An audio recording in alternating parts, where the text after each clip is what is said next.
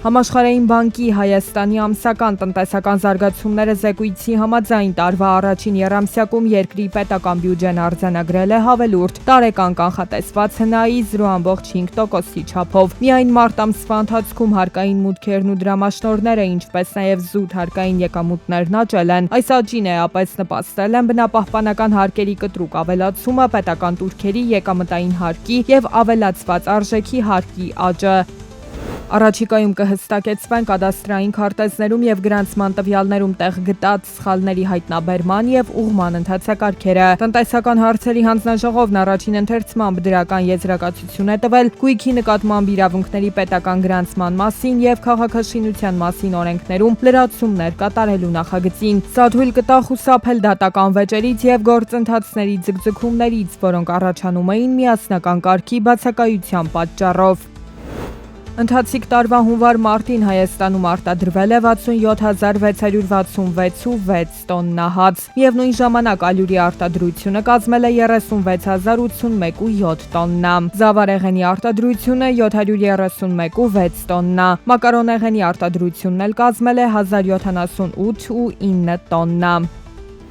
ՄԱԿ-ի Պարենի համաշխարհային ծրագրի 2026 թվականի գնահատման համաձայն Հայաստանում արձանագրվել են դրական սոցիալ-տնտեսական տեղաշարժեր։ 2024-ի համեմատ պարենային ապահով տնային տնտեսությունների թիվը 26%-ից հասել է 33%։ Չնայած ընդհանուր առաջընթացին Հայաստանում մոտավորապես 550,000 մարդ շարունակում է մնալ պարենային անապահովության մակարդակում, իսկ պարենային ապահովության սահմանային շեմին գտնվող բնակչությունը շարունակում է խոցելի մնալ ցնցումների հանդեպ։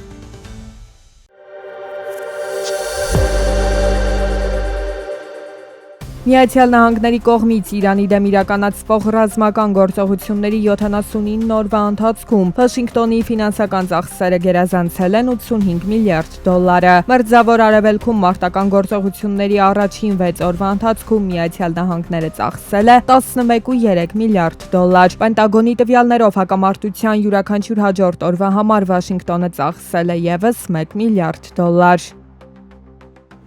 Միացյալ Նահանգները հավանություն է տվել Բելգիային 236 միլիարդ դոլար արժողությամբ ավիացիոն հրթիռների վաճառքին։ Նախատեսված է նաև գաղտնի դասակարգված ծրագրային ապահովման տրամադրում, ինչպես նաև Միացյալ Նահանգների կառավարության եւ մասնավոր կապալառուների կողմից ինժեներական, տեխնիկական եւ լոգիստիկ աջակցության ծառայությունների մատուցում։ Եվրամիությունը հունիսի առաջին կեսին Ուկրաինային կփոխանցի 90 միլիարդ եվրոյի աջակցության փաթեթի առաջին տրանշը։ Ընդհանուր փաթեթից հատկացվող առաջին տրանշի ծավալը կազմելու է մոտ 9 միլիարդ եվրո։ 9 միլիարդ եվրոյից 6 միլիարդը նպատակաուղղվելու է անօդաչու թռչող սարքերի ձեռքբերմանը, իսկ մնացած 3 միլիարդը մակրոտնտեսական կայունության ապահովմանը։ 2026-ի ապրիլին դեպի Վրաստան մասնավոր դրամական փոխանցումների ծավալը կազմել է գրեթե 318.1 միլիոն դոլար։ Միջոցների ներհոսքը տարեկան կտրվածքով աճել է 22.5 միլիոն դոլարով։ Փոխանցումների խոշորագույն աղբյուրը շարունակում է մնալ Միացյալ Նահանգները, երկրորդ տեղում Իտալիան է, երրորդում Ռուսաստանը։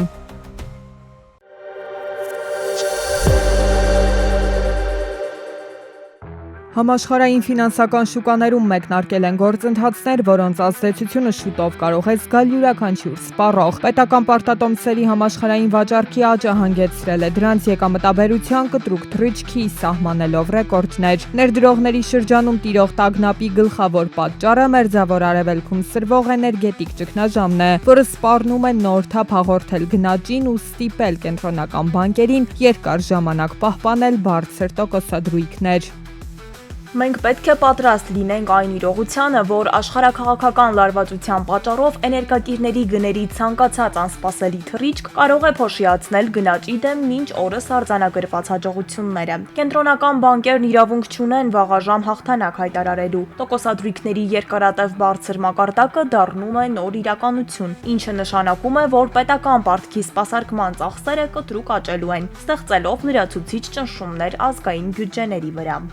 Նավթի գների աճը շղթայական ռեակցիայով անդրադարձել է պարտատոմսերի շուկայի վրա, քանի որ թանկ էներգակիրներն ավտոմատ բարձրացնում են բոլոր ապրանքների գները, ներդրողները գիտակցում են, որ կենտրոնական բանկերը գնաճը զսպելու համար ստիպված կլինեն բարձրացնել տոկոսադրույքները։ Այս սպասումների ֆոնին շուկայի մասնակիցներն արագորեն վաճառում եւ ազատվում են իրենց ձեռքի տակ եղած պետական պարտատոմսերից, ինչի պատճառով դրանց շուկայական գները կտրուկ նվազում են, իսկ քանի որ ֆինանսական աշխարհում պարտատոմսի գինն ու եկամտաբերությունը շարժվում են հակառակ ուղղություններով, գների այս անկումը ավտոմատ կերպով հանգեցրել է դրանց եկամտաբերության աննախադեպ աճին։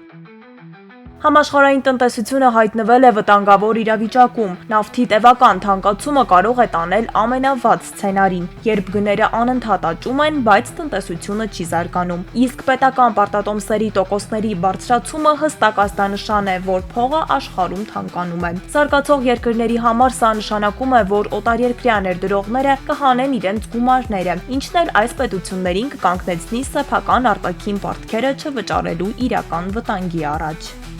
Պարտատոմսերի բարձր եկամտաբերությունը զուտ վերացական ֆինանսական ցուցանիշ չէ։ Այն ունի ուղղակի ազդեցություն իրական տնտեսության վրա մի քանի ուղղություններով։ Պետական պարտատոմսերի տոկոսների աճին զուգահեռ բարձրանում են նաև առևտրային վարկերի եւ հիփոթեքների տոկոսադրույքները։ Համաշխարհային տնտեսությունը ներկայումս գտնվում է անորոշության փուլում։ Ֆինանսական շուկաների հետագա վարկագիծը մեծապես կախված կլինի այն հանգամանքից, թե որքան արագ կհաջողվի կայունացնել իրավիճակը Մերձավոր Արևելքում եւ վերականգնել էներգակիրների բնականոն մատակարարումները։